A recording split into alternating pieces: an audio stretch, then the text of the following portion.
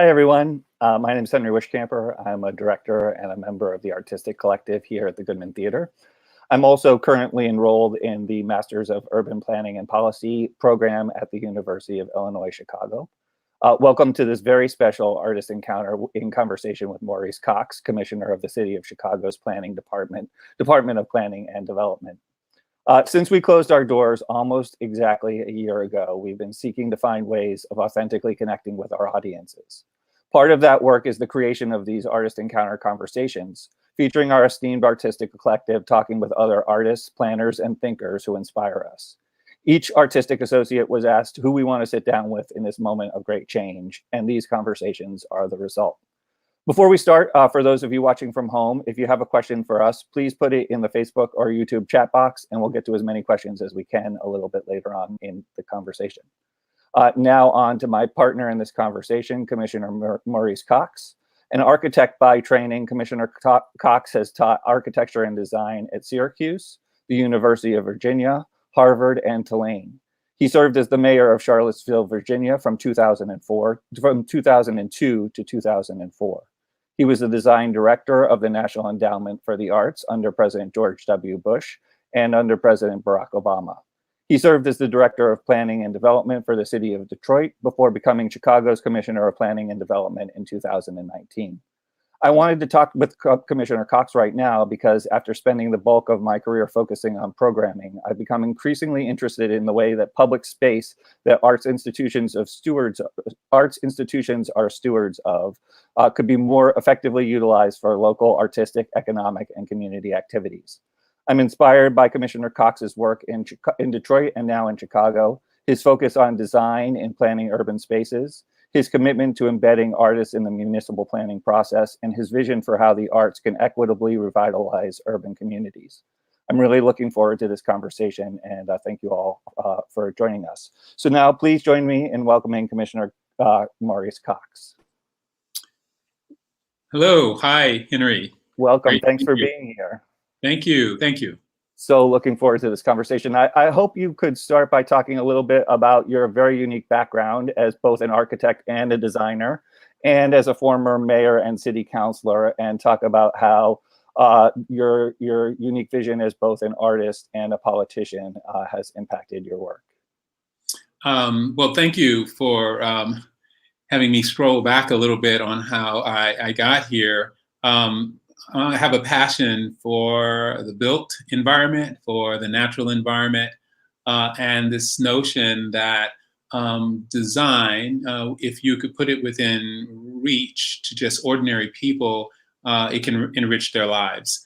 And so, you know, design is not often understood as something that surrounds us all the time, and particularly that just ordinary people in their daily life are encountering design all the time, but it's not always to good purpose.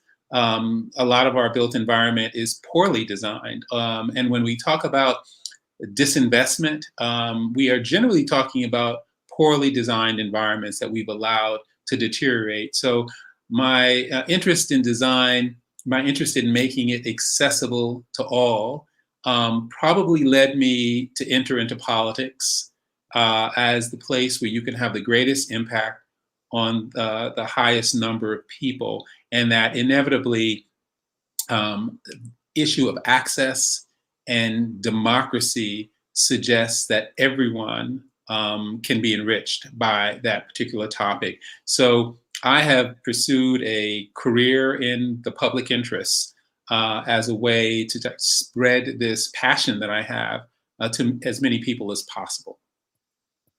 Fantastic. The city announced this week 3 very exciting projects as part of the Invest Southwest program. Congratulations on that. And I would love it if you could sort of start out by telling us a little bit about the projects and what excites you about them. Sure. When Mayor Lightfoot was elected, she had an equity platform that she ran on, and a notion that we should be growing throughout the city of Chicago. Growth is not just a downtown phenomena or a north side phenomena. Neighborhoods on the west side and the south side also can grow, and they can grow in an inclusive way. And so she challenged me to help her create a program that would signal to people that the west side and the south side have enormous value, and we should be very strategic in trying to stabilize the population, give folks who are from the south side of the west side an opportunity to enjoy some of the same amenities that we see in other parts of Chicago. And so Invest Southwest, which is a $750 million strategic investment across different sectors, development, transportation, parks, etc., targeting 10 neighborhoods on the south and west side. And my department that administers the TIF, the tax increment finance resources that act as financial incentives for development, began to identify with communities the corridors that constitute the front doors of their neighborhood. Those former main streets, neighborhood main streets that have fallen on hard times. And we said, if we could start to create a walkable district within each neighborhood where stores are located, multifamily housing, living above the shop are located, that the empty lots are filled, that we could begin to create almost self-sustaining villages in our neighborhoods. And so we selected 10, and we began to try to market those sites, giving residents the role of driving where and how we would do it. And so if you look at Inglewood, for example, Inglewood is a place that has had economic investment. There's a Whole Foods kind of shopping center, but the Inglewood Square, the place where people could gather, had not been realized. And so we actually put out a request for developers to imagine a central place for community life in Inglewood to take hold. And then in Auburn Gresham on 79th Street, we tried to imagine how we could widen the sidewalks, create an enormous amount of foot traffic with retail shops that line the street and housing above, right across the street from an amazing new building, a rehabilitation of an old mercantile building into a healthy hub by a local CDC. And then in Austin, was really fascinating, where there's this beautiful Art Deco bank building that sat vacant. And here the community wanted to have a public space. They wanted housing, and they actually wanted arts and culture focus. And so in that bank will be a museum to Chicago's blues tradition, a cafe, an entrepreneurial incubator space, and then housing, affordable housing above. And so these are the kinds of spaces that people love. These are the kinds of buildings that they love in their community. And our goal was to seed this type of investment in each one of the Invest Southwest communities. So the first 3 were awarded. It's a $67.5 million investment. And then we have other RFPs asking for very diverse developers to step forward to help realize this community's, each community's vision. Fantastic. Congratulations. It's really exciting.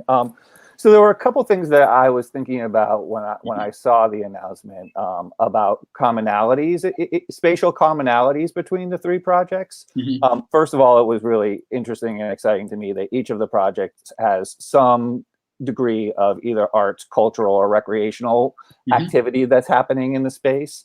Each space is a reuse of an existing underused space that seems to be deliberately designed to have multiple uses overlapping.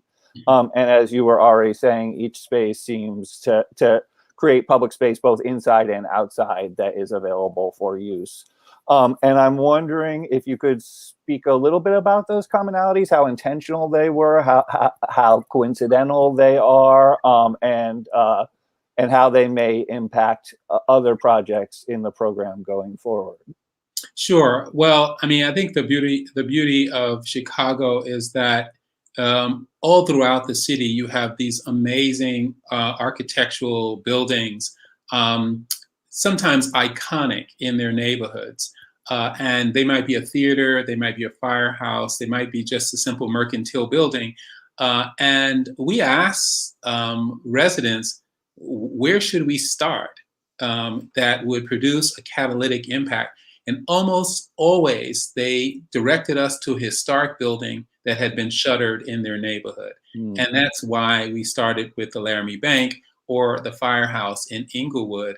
And the next thing was, um, what's lacking? You know, is there a place to gather? You know, very often you go into neighborhoods and the sidewalks get really small. So if you wanted to have an outdoor cafe or people watch, the space is not accommodating for that. And so we found the buildings pushing back from the street, creating, you know, big wide sidewalks, tree-lined environments that then you say, well, what do you put in those spaces? Is there a place for art?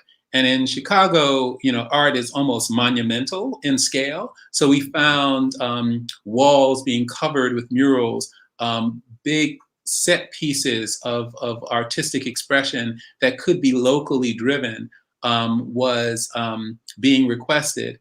And then, of course, when you have public space that's intentionally designed to linger, it spawns a kind of activity, whether it's, you know, yoga classes in a pedestrian plaza, or sidewalk cafes, or you know, those sheds in the Inglewood image. That's going to accommodate performance, both you know, musical performance and other types of activities that kind of bring people together. So it's kind of like reconstituting the public realm, and the fact that we yearn to gather and to linger in public space, and to make that a welcoming, very intentional space. So it's not by chance that so much of the focus has been creating a backdrop for neighborhood life, and to do it in a way that you don't have to go downtown to see beauty, or you don't have to go downtown to see an outdoor concert. You can do that right in your neighborhood, and spaces can be designed to intentionally accommodate that. I love that. I mean, that's, you know, a lot of what you're talking about is precisely the reason why I'm currently transitioning from making theater into planning, you know. So I spent the bulk of my career as a theater director and producer. Whether it was making shows or producing them, I've always thought principally about programming and about ways that you know, programming can be changed and expanded to find new audiences. But recently, you know, as I was saying before, I've really started thinking much more about space and about public space, and particularly public space that is stewarded by arts institutions. In 2016, we opened the Alice Rappaport Center for Engagement and Education at the Goodman. We'd been in our location down in the North Loop for almost 10 years before we were able to open the space. We have some pictures of it that we can show. But we it opened up the entire second floor of the Pederinos building, facing Randolph, and it's an amazing space with two enormous flexible classroom spaces, a large meeting room, a lot of open space where people can just hang out. And one of the really amazing things about the funding campaign that we ran in order to build the space was that we raised an additional $3 million for ongoing programming. Wow. All the programming in the Alice is free, all of it. It serves hundreds and hundreds of people. That, you know, it's running from you know, morning till night, 7 days a week. And it completely transformed our space. You know, we had a bustling theater during show times, and the rest of the time we were essentially dark. You know, we had administrative functions, but very few public functions. And all of a sudden, the building was alive with Right. community meetings, with youth classes, with senior programs, with, you know, just conversations, people hanging out in the hall. And you know, it really made me think that even the most resourced arts institutions often underutilize their spaces. They're really only open to the public during show times. And so my main interest is about using these spaces in a more dense and a more public way, in the way that you're talking about, in order to stimulate economic activity, both for the arts institution and for the community, cultural activity. And just, you know, here we are in COVID, in boxes, just an opportunity to sort of commune together in public space. Well, I love the idea of hybrid uses. You know, that's partly why so many of the buildings in Invest Southwest are, you know, mixed use. They try to mix the retail with the cultural, with the community base, with residential, so that there's a kind of 24/7 life of buildings. And I think it seems theaters are poised for that kind of work because they have inherently a public space, the lobby space, the entry space, and the idea that you can throw that back into public use, I think is a fantastic model. And it really, as I try to think about how to even characterize Laramie Bank, when the developers talked about how they were interpreting the community's vision, they had like 4 or 5 things going on simultaneously in that space that would keep it buzzing at all the time. And so I like hybrids. I like cross-disciplinary work. And we built the planning department so that you have architects, you have landscape architects, you have city planners, you have urban designers. And through a very special program, we have artists. Our partnership with DCASE here in the city, together with Commissioner Kelly, we dreamt up this idea: what if we could embed an artist into each of our planning exercises and not have them necessarily curate a wall, but to bring their creative thinking to the problems we're trying to solve for. And DCASE announced its first artist in residency, and they will be given a stipend, and they will produce an original work, but their main role is to be at the table, be at the conversation, convene the conversation, and allow, you know, much more creative and place-based expression of what we're trying to do take hold. And the idea is that each of the Invest Southwest neighborhoods would have this artist in residency. So again, you know, if you are doing something like planning and you love something like art, you want to graft that onto planning, so that those things are kind of indivisible in sorts. And I found that to be incredibly effective. So I love the hybrid nature of theater and planning being grafted together to make something spectacular and singular happen. I love that. I love that. If you're just joining us, I'm in conversation with Commissioner Maurice Cox of Chicago's Department of Planning and Development. If you have questions for us, feel free to drop them into the chat, and we'll get to as many as we can at the end of the hour. I love that as a vision for the planning department and for the work that you're doing. I would love to. I'd love to talk a little bit about the We Will plan. And before we get into the details of it, you know, when I first read a draft of some of the materials, there was a real emphasis on acknowledging the history of planning in Chicago, and the fact that planning has a generational history of doing a lot of damage, particularly in Black and Brown communities. Sure. And, I will say that, I think that the theater is also been grappling in recent years with complex legacy that has been exclusive and inequitable in many ways that have damaged its reach, its import, and even the art itself. So I would love to hear you talk a little bit about how We Will is going to be grappling with that. I think we all know that there are spatial inequities in the city of Chicago that closely overlap with historical lines of segregation, with historical lines of disinvestment. And given that We Will, one of its primary principles is equity and resiliency, I think I'd love to hear you just talk a little bit about the role you see in planning's history. Sure. Well, it's pretty amazing when I think about a city that gave the planning profession the Burnham Plan, a really storied plan for a vision of the city that we all enjoy 100 years later as we enjoy the lakefront as a totally open and free park system. That Chicago didn't do another plan until like 1966.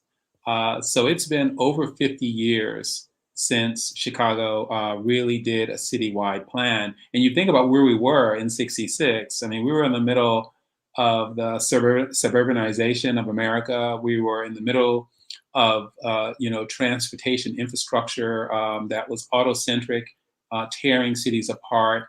We were in the middle of the civil rights movement, and urban renewal.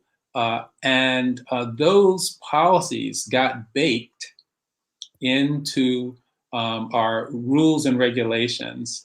And it has actually perpetuated incredible inequities that we see today. And so I always thought it was interesting that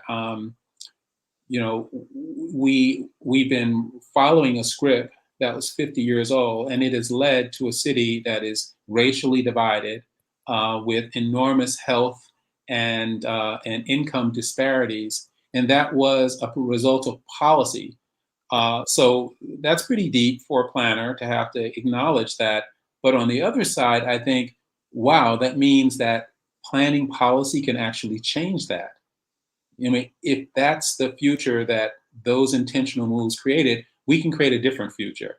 And we can do a plan that is of our time that changes the directory of growth in the city.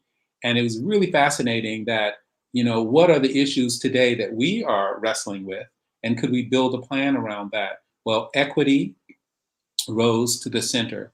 And it is talking about a kind of historical reckoning that we have to go through in order to build back trust in planning as something for good and for all. And then resiliency. We are wrestling with climate change and the impacts of how we heat and cool buildings and the vehicles, how we transport, about the rising level of our lake. And so our generation is the generation that has to set the course for the next 50 years. And that is what we hope that We Will Chicago will do. And I'm just, the idea that we have a mayor, Lightfoot, who is willing to tackle the issue of the South Side and the West Side, and at the same time willing to undertake a multi-year process to chart a path for beyond any political term. I just feel that we are really, really privileged to be in this moment, and we intend to make good and make it a broad, collective conversation. It answers that question: who will plan, Chicago? Well, we will. Collectively, we will. And it's built around these pillars that I talked about of equity and resiliency. But then there are these principles of equity and resiliency, but then there are these seven pillars that all plans have to have, and it has to have a position relative to housing and neighborhood development. Do we want to create a Chicago where all incomes and all races can live in all parts of our city? Economic development, how do we keep our downtown, which is the regional economic center, as well as a global brand? What is the scale and what is the future of economic development? Transportation and infrastructure. We are extending the red line to the far south side. This is the first new extension of our transit, rail transit system in a generation. Big important moves. Of course, the issue of the environment and climate that we've talked about, and then arts and culture, and how do we thread arts and culture into everything that we do. And then public health and wellness, the reality that you literally can determine a person's lifespan based on where they live in Chicago. And of course, the pandemic showed us just how essential public service, public health and access to public health within a walkable distance is how important that is. And then lifelong education, just the lifelong learning component. So we built it around these pillars, and it's intended to initiate a conversation that is based on understanding where we are, reckoning it with it, and then beginning to establish the systems that we'll use to gauge what equity looks like in planning, what resiliency looks like in planning, and begin to also talk about how you measure those things. How do you pair budgets to those things? How do you plan beyond a political term, but plan on something that might take 10 years to achieve? So I'm excited to have that conversation. And in a way, I feel that theater particularly has a role to play in helping us tell stories, often difficult stories. And it's as planning has to work hard to figure out how to reach audiences that are traditionally not interested in planning. I would imagine that theater has had to wrestle with that as well. How do you rethink theater in a way that reaches audiences that won't go and buy a ticket in a dark auditorium? Yeah. No, we definitely have. And in some ways, COVID has advanced those conversations, and in some ways it's stalled and jumbled them, we are struggling with a lot of those kinds of issues. How do you find new audiences? How do you get, an audience? How do you build new audiences and then keep those audiences as their life challenges and responsibilities change? In some ways we have a harder time attracting audiences my age than we do college students. How do you get people to come to a building when either they don't go to that neighborhood, they've never been to that neighborhood, or there are an almost infinite number of options on Netflix. I think everything with the theater will change, except for the act of sitting in a space and telling stories. And I feel like cities are sort of at a similar point. And it's really exciting to me that arts and culture is one of the 7 pillars. Mm-hmm. I also think that arts and culture is a really effective tool for goals within the other 6 pillars. Absolutely. And that's one of the things that I find really inspirational about the work that you've done in Detroit.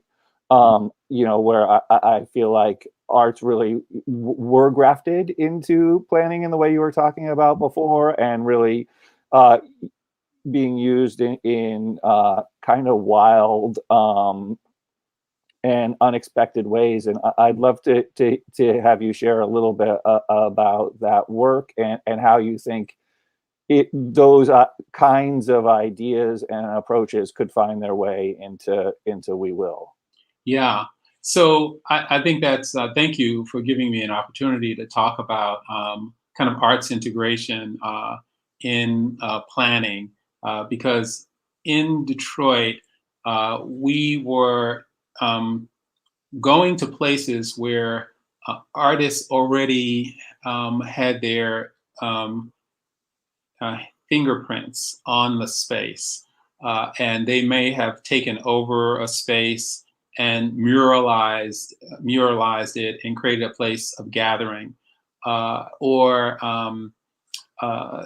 they um, were doing community art, so they were already convening residents and making kind of collective expressions, and we would hire them.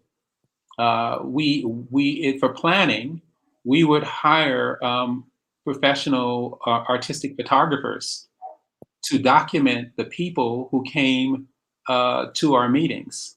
Or because we were interested in the stories, there are people who have long tenures in Detroit.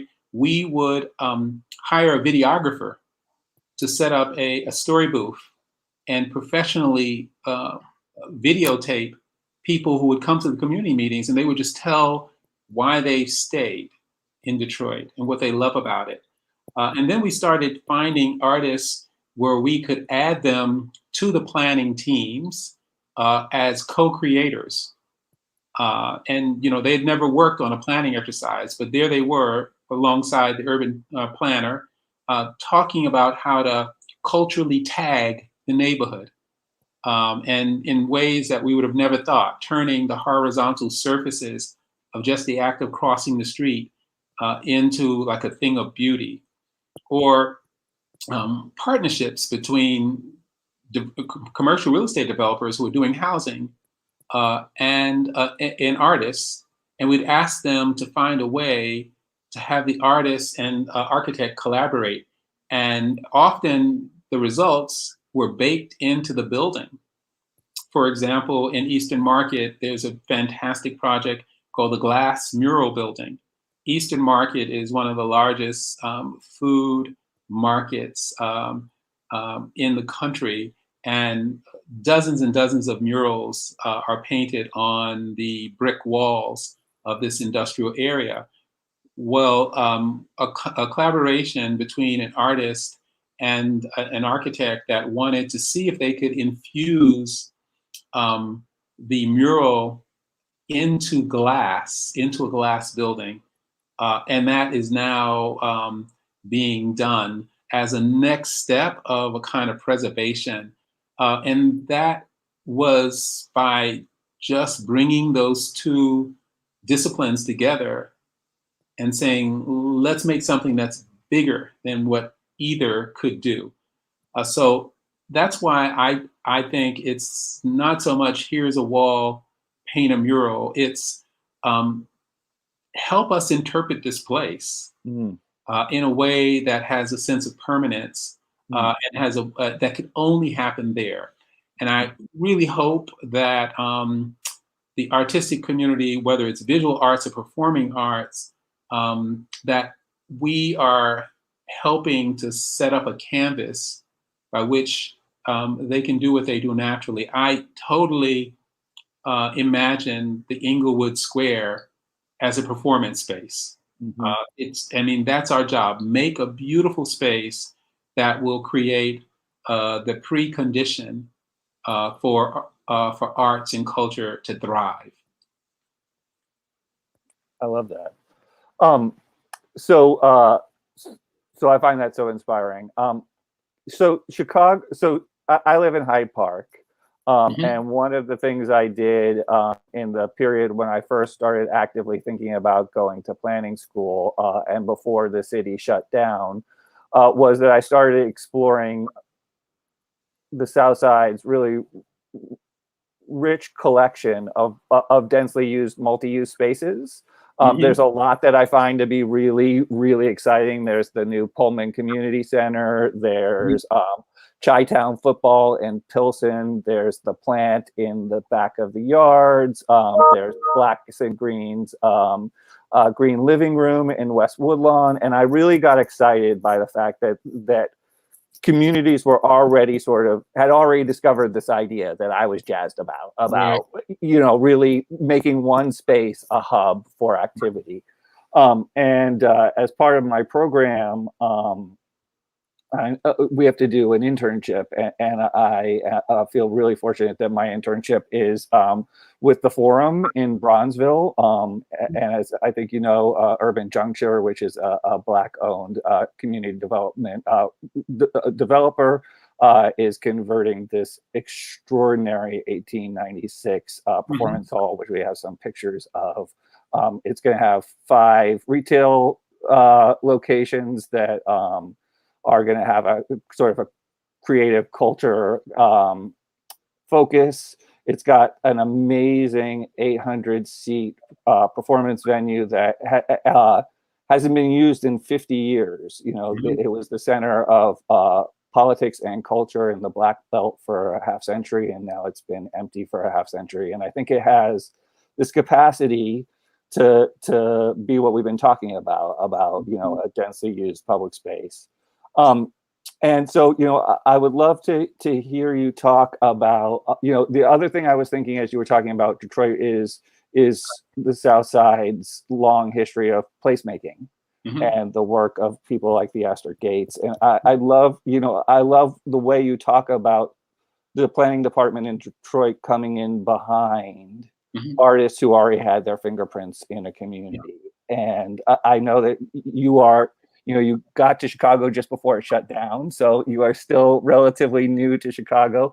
Right. But I'd love to hear, things that excite you about the way, it's so interesting that each of the Invest Southwest communities picked a historic space Mm-hmm. uh, to center the future of their community. And so I'd love to hear your thoughts about how that legacy, how that history, how that architectural history can accomplish the goals of both We Will and Invest Southwest. Yeah, no, I too am fascinated by the idea of these almost like silent witnesses that have endured a century often, like the Forum, and it's just sitting waiting for its next use. And the idea of the resiliency of these buildings is really important. That's why I hate when people talk about demolishing buildings. It's so easy to demolish. It's so hard to build.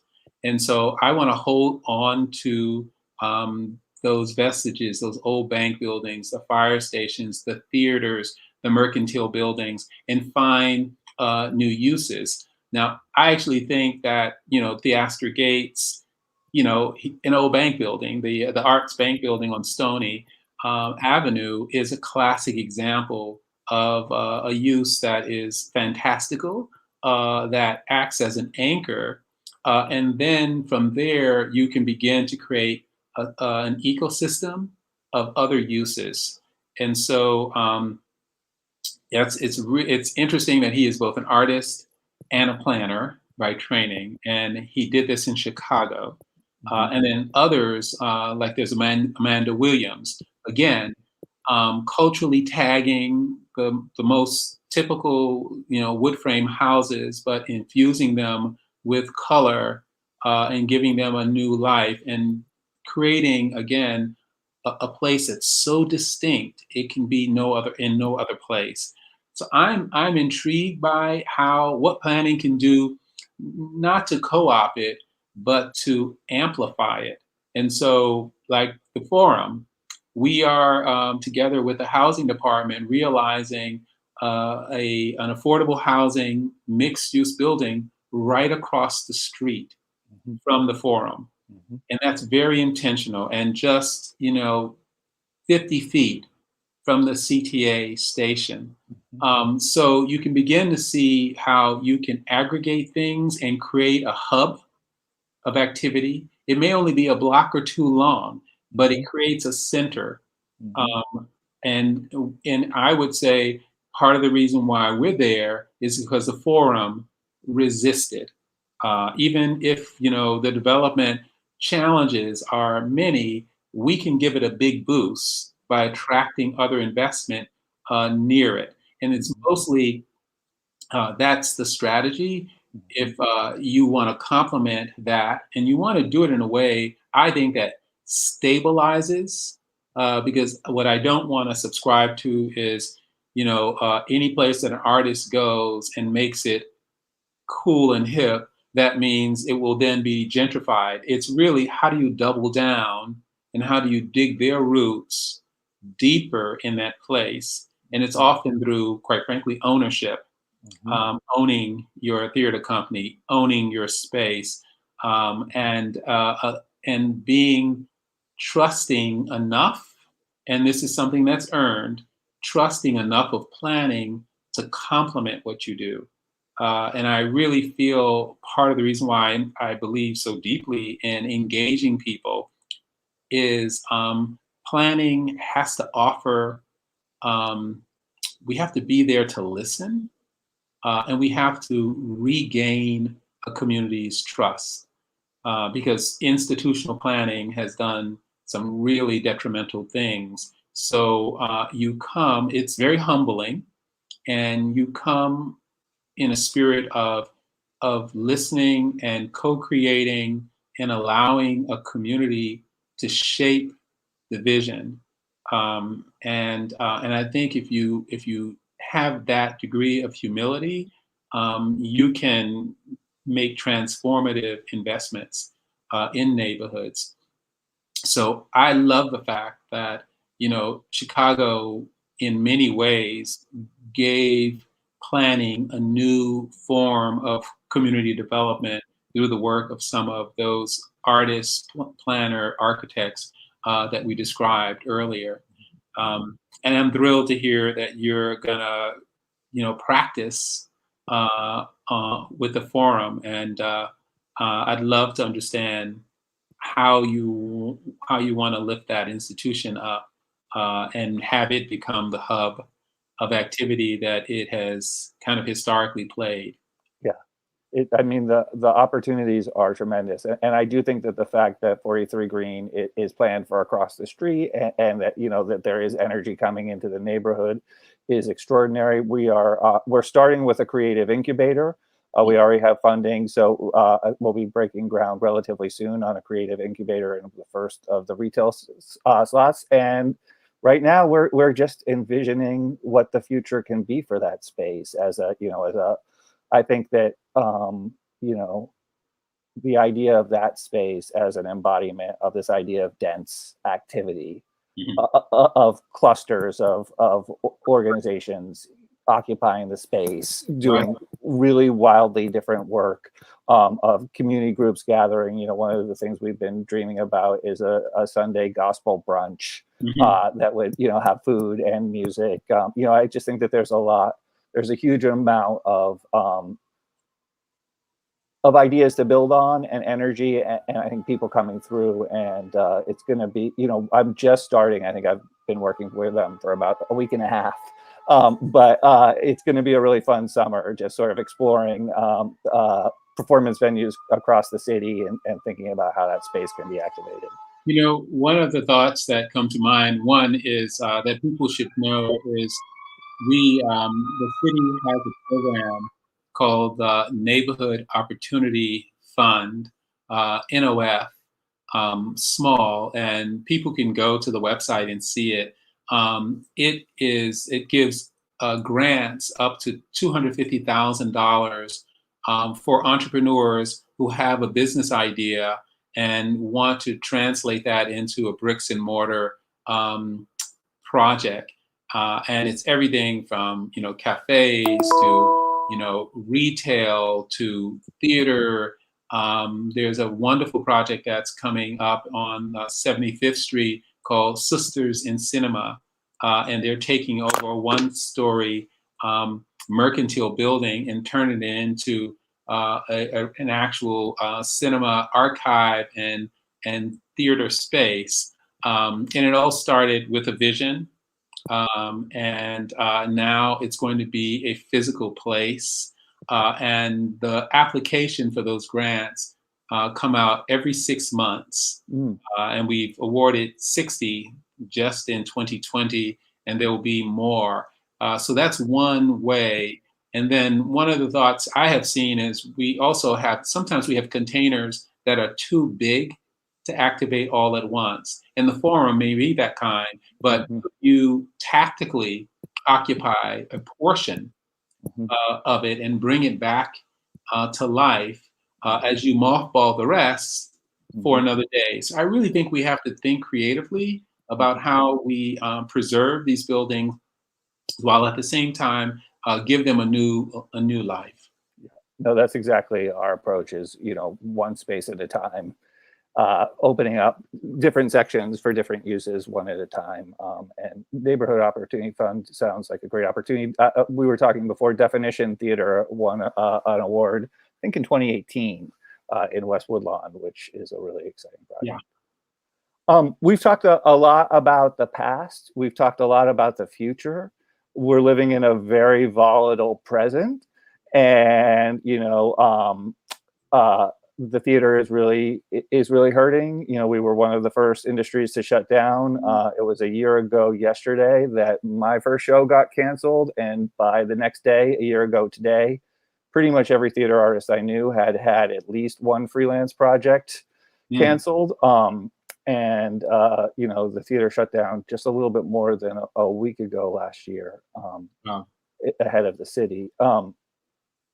Chicago itself, it has budgetary issues like the theater does that go well beyond the beginning of COVID, but that have certainly been impacted by COVID. And then we're seeing all these major changes right now. The COVID relief bill that passed today, the report that said that the economy could recover far faster than expected, the governor's statement about the ability to pay off large chunks of state debt.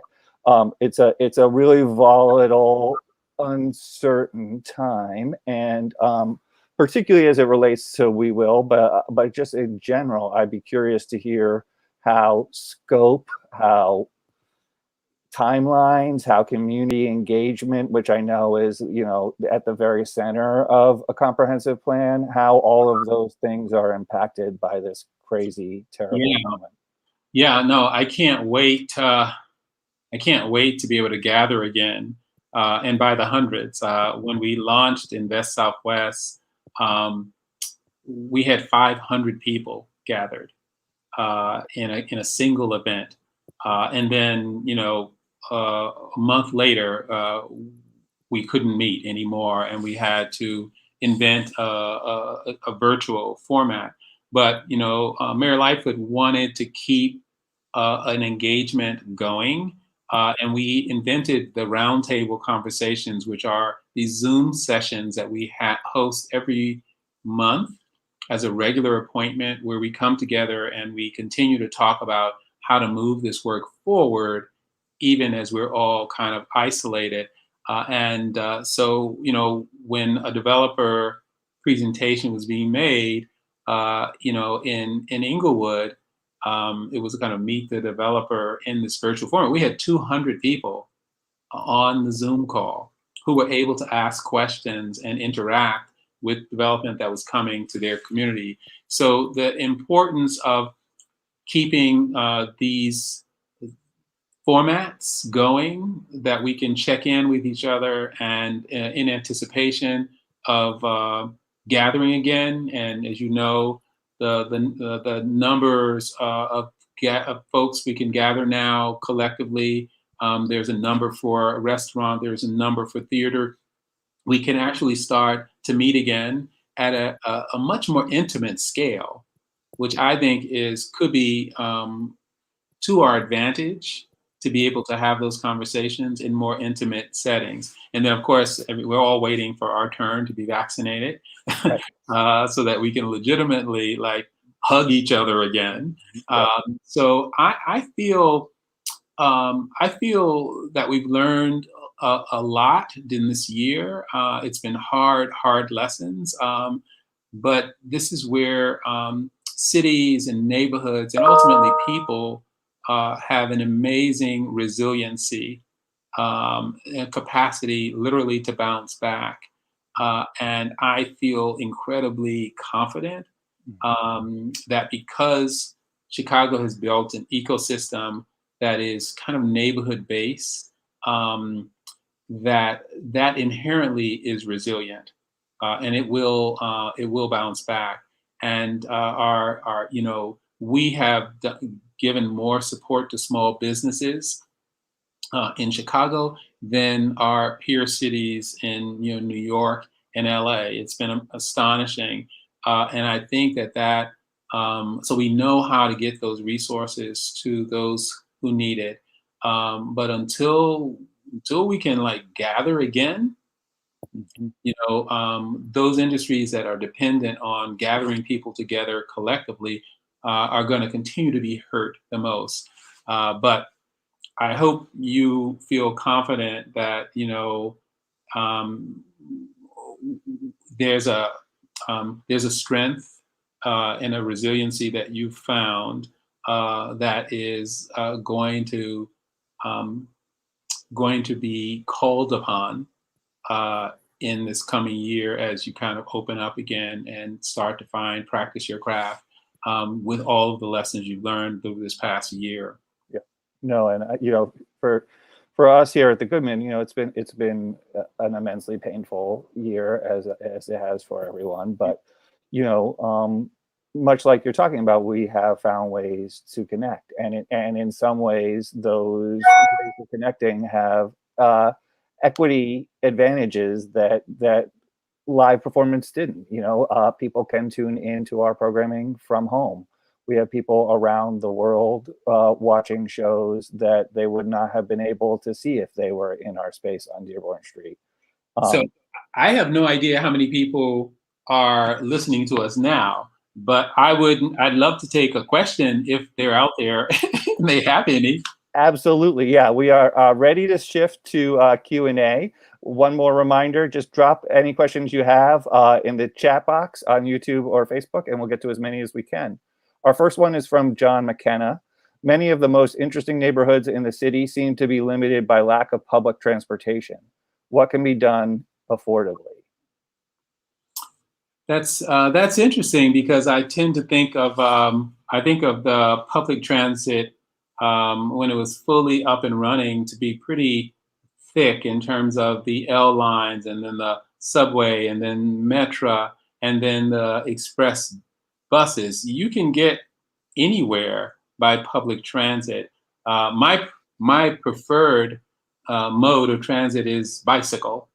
And I'm kind of thrilled that Chicago has a pretty good integration of bicycle lanes. I think it's ready for the next generation, and we have amazing Commissioner of Transportation, Gia Biaggi. So,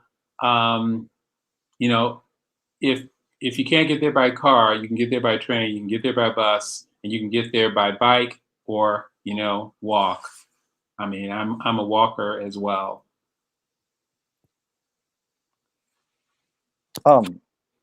We have one from Ronald Keaton. In this COVID time of decimation of the arts and of theater in particular, is it feasible to approach the city about their interest in the creation, the building, etc., of new and or available affordable stages and spaces for theaters, clubs, workshops for rental and or residency? Is there any planning imperative in that regard in Chicago?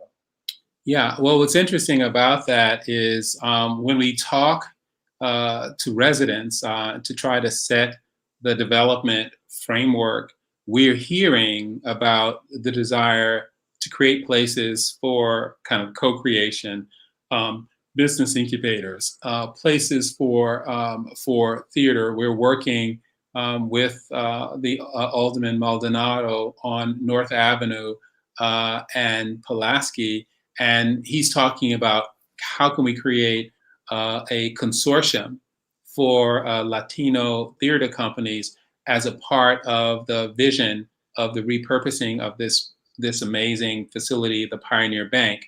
So I think as long as we're having that conversation in communities, the role of the arts and culture seem to come up naturally. People love it. People have a history of it in their neighborhood, and they want more of it. So my way to assure that this stays in the front burner is to stay in conversation with people about the culture of their neighborhood, about the arts in their neighborhood, and the different expressions come from that conversation. It gives me an amazing confidence when we have conversations with people. And yes, they talk about their necessities, but they also talk about things that just give them delight and make them love living. And so you have the arts have a natural ally when conversations and community are convened. And I'll just add to that. First of all, hi Ronald. It's a long time no see. So first of all, we were talking about that corridor around the 43rd Street Green Line stop in Bronzeville. And there's the Lillian Marcy Theater that I know is being planned for that corridor as well, which would be an amazing facility. The other thing I'll just say, this is not so much Chicago as federal, but the Illinois Arts Alliance has done an amazing job on a state level of finding support for both struggling institutions and for individual artists throughout COVID. But they've done an amazing job along with arts lobbies across the country in lobbying for specific relief for venues. The shuttered venue program, which just got an additional $15 billion, I think today, is a lifeline. I personally wouldn't have imagined that such a thing was possible in our country a year ago when we were fighting about closing the NEA. I hope that we as an industry can recognize the muscle that we have and flex it a little bit more. One of the things that you're reminding me of is the city, the mayor just got a big infrastructure bond approved.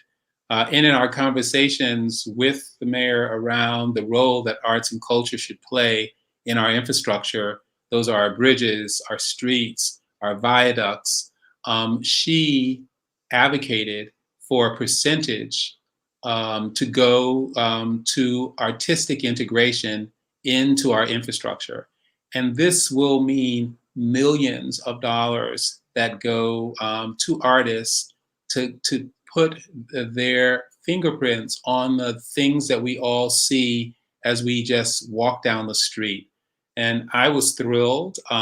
It felt like, Mayor Lightfoot's WPA, where these are baking artistic expression into the very public infrastructure that we see. So that's an important component, and it is a line item, so it can't be lost. It gets into. I love it. I do think we have time for one or two more. This is from Rachel Jimenez. Hi, Rachel. Commissioner Cox, how do you see the performing arts, theater, dance, music as a part of the city's rehabilitation of our neighborhoods? Paintings and sculptures can be part of a landscape or architecture, but what about the performances that happen and then end? Absolutely. I mean, I think obviously, for me, creating a welcoming public space is the prerequisite for performance. Yeah, you can turn any vacant lot into a performance space, but wouldn't it be wonderful to have a space that's intentionally designed to welcome people? And so our role is to create a place for the jazz festival, create a place for the dance company to act and to do what they do in a public space that feels accommodating for that. and that includes our parks. I think about how Chicago just comes to life. Certainly, I got a chance to see that before the pandemic, where our parks turn into spaces of performance. So it's about making public place, making a public realm at the neighborhood level that encourages people to linger, encourages people to people watch, encourages people to perform. I think it's about turning those traditional containers that we know, theaters, and almost turning them inside out so that the expression around their edges becomes as dynamic and versatile as the container inside. And so, that's my space is to make sure that, performing artists, visual artists, but dancers, singers, musicians can do what they do, accommodated in an amazing public realm that attracts pedestrians. That's what I hope that we're doing. Yeah.